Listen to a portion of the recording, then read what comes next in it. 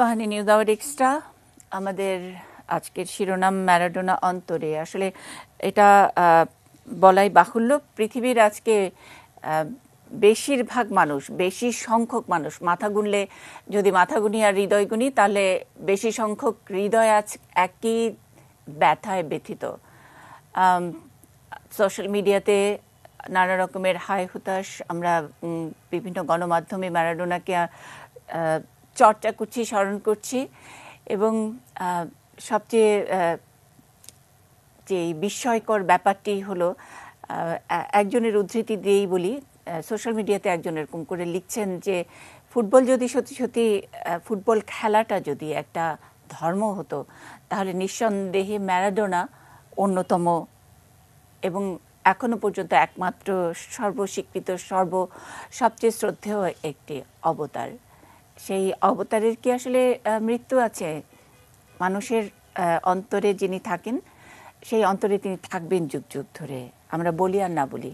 তারপরেও আমরা আজকে ম্যারাডোনা চর্চা করব, অন্তরের ম্যারাডোনাকে আজকে এই অনুষ্ঠানে একটু প্রকাশ করবার চেষ্টা করব যার যার জায়গা থেকে। আমি একেবারেই শুধু সঞ্চালকের ভূমিকা পালন করছি আজকে, আর যারা কথা বলবেন, যাদের কথা শোনাবো আপনাদেরকে, দূর থেকেই সংযুক্ত হয়েছেন। একেবারে একটু বেশি দূরের মানুষকে আগে একটু পরিচয় করিয়ে দিই, অর্থাৎ অনেক অন্তরের মানুষ, কাছের মানুষ, আমাদের বাংলাদেশের সকল ক্রীড়া সাংবাদিক যারা আছেন তাদের সকলেরই খুব বন্ধু এবং শ্রদ্ধেয় মানুষ গৌতম ভট্টাচার্য, কলকাতার সংবাদ প্রতিদিনের যুগ্ম সম্পাদক।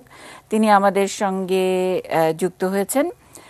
আমরা জাতীয় ফুটবল দলের সাবেক ফুটবলার ও কোচ গোলাম সরওয়ার টিপুকে পেয়েছি, তিনি আছেন আমাদের সঙ্গে। সাংবাদিক উৎপল শুভ্র, আমাদের সকলেরই খুব প্রিয় মুখ, ক্রীড়া সাংবাদিকতায় একটা নতুন ধারা। আমরা উৎপল শুভ্রকেও মনে করি যে এক ধরনের, আমাদের বাংলাদেশে অন্তত শুভ্র আমাদের সাংবাদিকতার, ক্রীড়া সাংবাদিকতার লেজেন্ডের জায়গায়। শুভ্র আমাদের সঙ্গে আছেন। আমরা দিলু খন্দকারকে পাবো, তিনি আমাদের সঙ্গে যুক্ত হবেন। আব্দুল সালাম মুর্শেদি এমপি, তিনি আমাদের সঙ্গে কিছুক্ষণের মধ্যে যুক্ত হবেন। আমি আগে ঈশ্বর সমীপে ঈশ্বর, দিগ্ভ্রষ্ট রাজপুত্রের রাজত্ব লাভ ও রিক্ত প্রত্যাবর্তন, শিরোনামটি পড়লাম। গৌতম দা, বাকিটুকু আমাদের দর্শকদের জন্য একটু বলেন আপনার ম্যারাডোনাকে নিয়ে। আমার মনে হয় যে মারাদোনা তো সবার, মানে শুধু আমার বলে নয়, আমার মনে হয় দু বাংলাতেই মারাদোনা ঘিরে সমান আবেগ। আমি একটু আগে দেখছিলাম যে টুইটারে আমাদের দেশের একজন বিখ্যাত সাংবাদিক তিনি টুইট করেছেন আজকের কলকাতা কাগজের দুটো লিডিং কাগজের প্রথম পাতা তুলে দিয়ে, একটি আনন্দবাজার পত্রিকা, একটা আমি যেখানে কাজ করি সংবাদ প্রতিদিন, তুলে দিয়ে বলেছেন যে কলকাতায় কি বুয়েনোস আইরেসের চেয়ে বেশি শোক। আমি তাকে উত্তরে লিখেছি যে সিএলআর জেমস এর একটা বিখ্যাত কথা আছে যে what do they know of cricket who only cricket know, তেমনি what do they know of Diego Maradona who only Diego Maradona know। Maradona শুধু একজন ফুটবলার ছিলেন না, এটা একটা বিশাল ভুল হচ্ছে অনেকের হয়তো বুঝতে, যেটা স্পেশালি দু বাংলার বাইরে আমি বলবো। মারাদোনা ছিলেন একটা প্রতিষ্ঠান বিরোধী প্রতিষ্ঠান, এমন একজন মানুষ যিনি একটা সাম্রাজ্য তৈরি করেছিলেন নিজের খেয়ালে, নিজের বুকের জোরে, নিজের ট্যালেন্টের উপর, কারো পরোয়াই করেননি। এবং এই যে ভাবমূর্তি প্রয়োজন, কনসিস্টেন্সি প্রয়োজন, এসব কিছু মনেই করেননি। এবং তিনি ছিলেন একজন ফুটবল মাঠের চ্যাম্পিয়ন নন, অ্যাকচুয়ালি জনতার চ্যাম্পিয়ন। ফুটবল মাঠের চৌহদ্দিটা পেরিয়ে আজকে যে কোনো কেউ যদি ইউটিউবে গিয়ে, নেটে গিয়ে যদি দেখেন যে আর্জেন্টিনার রাষ্ট্রপতি প্রাসাদে কি ঘটনাটা ঘটছে, কোন রাষ্ট্রপ্রধান মারা গেলেও এরকম শত বা অন্যান্য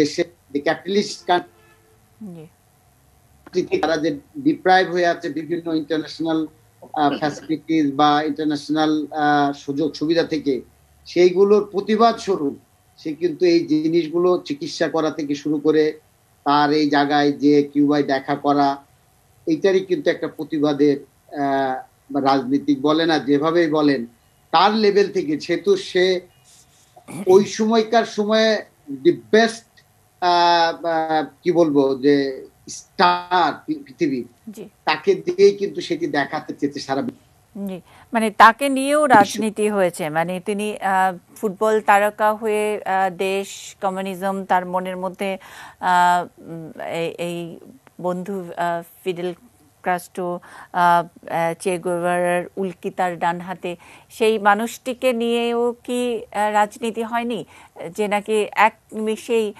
গোটা বিশ্বের সকল মানুষের চোখের মণি হয়ে উঠেছিলেন তার শুধুমাত্র পায়ের নৈপুণ্য দেখিয়ে, সেই ফুটবলের নৈপুণ্য দেখিয়ে। আমরা আপনার কথা যখন শুনছি, ঠিক এই মুহূর্তে বুয়েনোস আয়ার্সের যে তাকে শ্রদ্ধা জানানোর ছবিটিও আমরা সরাসরি দেখাচ্ছি। আর্জেন্টাইনরা বলেন যে ওখানকার যে নদীটি আছে, সম্ভবত দেলা দেলা প্লাতা, সেই সবচেয়ে, যতটুকু আমরা পড়েছি, সবচেয়ে প্রশস্ত নদী, পৃথিবীর বুকে সবচেয়ে প্রশস্ত নদীটি, সেই প্লাতার মতোই নাকি ম্যারাডোনার হৃদয়, সে কারণেই ম্যারাডোনা। আমি দিলু খন্দকারের কাছ থেকে ম্যারাডোনা আর ম্যারাডোনার মধ্যে কি এমন পার্থক্য, সেটা আপনি খুবই খুঁতখুঁতে ছিলেন, সেই একটু মজার জায়গাটুকু একটু শুনে নিতে চাই, তারপরে বিরতিতে যাব। দিলু খন্দকার। না, এটা অ্যাকচুয়ালি আমিও কিন্তু প্রথম যখন শুরু করেছিলাম যে দেখি সবাই ম্যারাডোনা লেখে, আমিও এখন যেমন লিখেছি আমরা।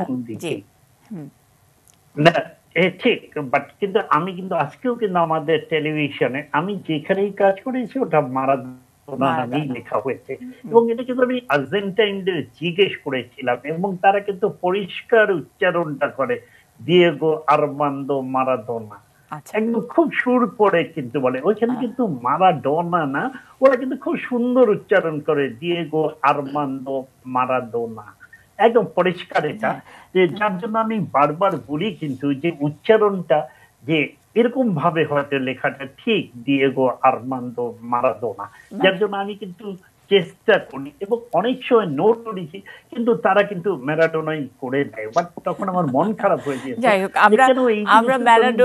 আমরা ম্যারাডোনাতেই অভ্যস্ত, আমাদের একটু বাংলা উচ্চারণে যেমন করে আমরা মারাদোনাকে বললে যেমন শোনায়, ঠিক সেই শ্রুতিটুকু আমরা আমাদের শব্দে পরিণত করি। একেবারে শেষ বিরতির পরে সকল আলোচকদের কাছ থেকেই ম্যারাডোনাকে স্মরণ, ম্যারাডোনাকে সেলিব্রেট করা শেষ মন্তব্যটুকু সবার কাছ থেকে নেব।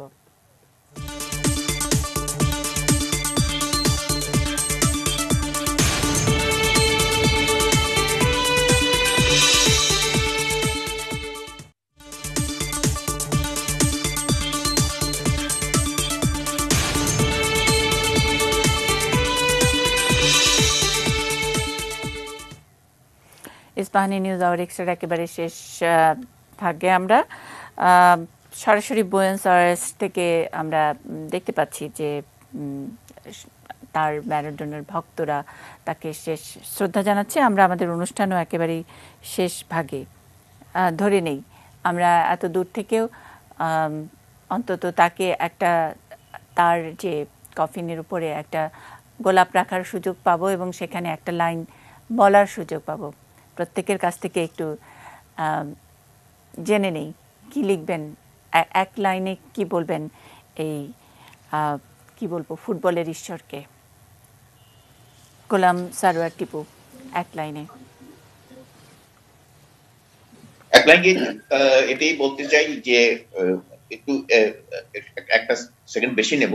94-এ যখন নাকি ওকে ডোপ টেস্টে নিয়ে গেল নাইজেরিয়ার সঙ্গে খেলার পরে, এবং আলটিমেটলি পরের দিন যখন নিউজ আসলো যে পজিটিভ, এটা তখন চাকরি করি আমি, বাসা থেকে বেরিয়ে গেলাম, রাস্তায় যার সঙ্গে দেখা হয়েছে আমাকে ওই খেলোয়াড় হিসেবে বা এক্স প্লেয়ার হিসেবে সবাই এটা ভাবটাই এই যে অন্যায় হচ্ছে ম্যারাডোনার প্রতি, বিশ্বাস করতে চাচ্ছে না যে ম্যারাডোনা এই কাজ করতে পারে, বা করলেও এটা মানে মাফ করে দেওয়া উচিত। এখন যদি করেও থাকে তাও এটা মানে মাফ করে দেওয়া উচিত, তার নেক্সট ম্যাচ খেলার সুযোগ থাকা উচিত, এই সেই। এনিওয়ে, আমি এখন এটিকে বলবো যে তার যে সে ঈশ্বরের হাত বলি, ঈশ্বরই তাকে তার সবচেয়ে সুন্দর দুইটা পা তাকে প্রেজেন্ট করছে দুইটা পা তৈরি করে দিয়ে তারপরে পৃথিবীতে তাকে পাঠানো হয়েছে, ঈশ্বরই পাঠাইছে। এখন ঈশ্বরের কাছে প্রার্থনা তার আত্মার জন্য শান্তি পায়, এটা হলো আমার লাস্ট কথা। আব্দুল সালাম মুর্শিদি, আপনি এক লাইন, আমরা ধরে নিচ্ছি খুব হাইপোথেটিক্যাল, দূরে আমাদের ফুটেজে দেখা যাচ্ছে যে বুয়েনোস আয়ার্সে হাজার হাজার ভক্ত, ম্যারাডোনা ভক্ত শ্রদ্ধা জানাচ্ছেন, কারো হাতে ফুল, কেউ একটা আর্জেন্টাইন পতাকা হাতে নিয়ে যাচ্ছেন।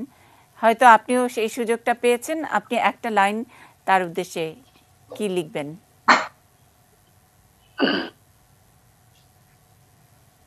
আসলে ম্যারাডোনা খেলা ছেড়েছে অনেক দিন, কিন্তু বিশ্ববাসী কখনোই মনে করে নাই যে ম্যারাডোনা আমাদের মাঝে নাই। এতই কিছু তার খেলাধুলার কর্মকীর্তি রেখে গেছেন, এবং গতকাল যখন সে না ফেরার দেশে চলে গেছে তখন আমরা বুঝতে পেরেছি যে ম্যারাডোনার কত ভক্ত সারা পৃথিবীতে আছে। তাই আমি শুধু এইটুকু বলবো, তার আর্লি ডিপার্চারে আমরা অত্যন্ত ব্যথিত। শুধু এইটুকু বলবো যে তার পরবর্তী যে জীবন, সে জীবনে যেন যেভাবে এই পৃথিবীতে মানুষ তাকে ভালোবেসেছে, সৃষ্টিকর্তা যেন এই ভালোবাসার জন্যই তাকে দিলু খন্দকার, একই প্রশ্ন, এক লাইনে ফুটবল ঈশ্বরের জন্য বিনম্র শ্রদ্ধা, তার আত্মার শান্তি কামনা করছি। উৎপল শুভ্র, আপনার লাইনটি দিয়ে শেষ করি আজকের অনুষ্ঠান। বিদায় নিয়ে নিচ্ছি দর্শকদের কাছ থেকে। আমাদের অন্তরেই ম্যারাডোনা। উৎপল শুভ্র। আমি শুধু বলবো যে ম্যারাডোনাকে বোঝাতে যে শুধুমাত্র তো ফুটবল খেলাটা ম্যারাডোনা ছিলেন না, পুরোটা মিলিয়ে যে ম্যারাডোনা ছিলেন, এরকম কিছু আমার মনে হয় না পৃথিবী আর কোনোদিন দেখবে। আমি যদি জীবনানন্দের কবিতার লাইন নিয়ে বলি যে পৃথিবী একবার পায় তারে পায় লাখবার, ম্যারাডোনা হচ্ছেন সেরকম মানুষ যাকে একবারই পাওয়া। এবং সেই মানুষটা যখন ছিলেন, আমরাও কিছুকাল সেই মানুষটার সঙ্গে একই বাতাস একই আলো শেয়ার করেছি। কৃতজ্ঞ ম্যারাডোনা। যেখানেই গেলেন নিশ্চয়ই ভালো থাকবেন, আনন্দে থাকবেন, আনন্দে রাখবেন।